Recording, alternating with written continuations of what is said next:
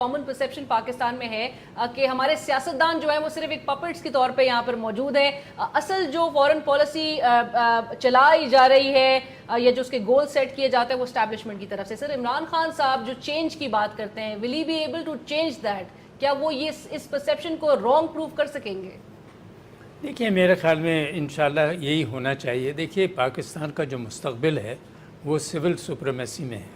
اس لیے کہ اگر آپ واقعی میں جمہوریت چاہتے ہیں تو پھر آپ کی جو سویلین حکومت ہے اس کی پوری ذمہ داری ہونی چاہیے, چاہے فورن افیئرز ہوں, چاہے سیکیورٹی پالیسی ہو, چاہے اکانومی ہو.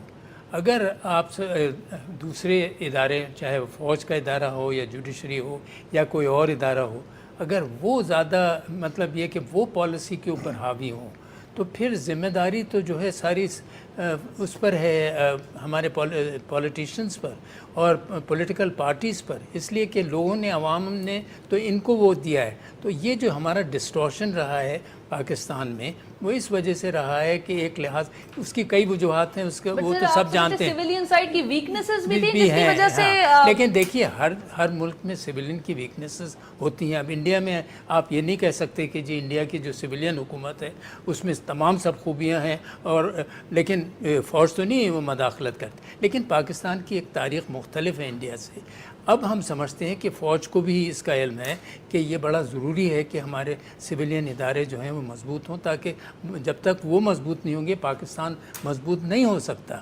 تو اگر آپس میں ہم آہنگی بھی ہو, ان کا جو انپٹ ہے وہ بہت اہم ہوتا ہے فوج کا, وہ ضرور لیا کریں سیکیورٹی. لیکن جو فائنل جس کا ڈیسیشن ہونا چاہیے ہونا چاہیے. عمران خان صاحب تو اب ہمیں یہ دیکھنا نہیں تبدیل کر پائیں گے. میرا خیال ہے وہ تبدیل کریں گے, اور اگر نہیں ہوگا کچھ عرصے کے بعد, ابھی تو میرے خیال میں زیادہ تر جو اندرونی معاملات ہیں اس پر توجہ دیں گے.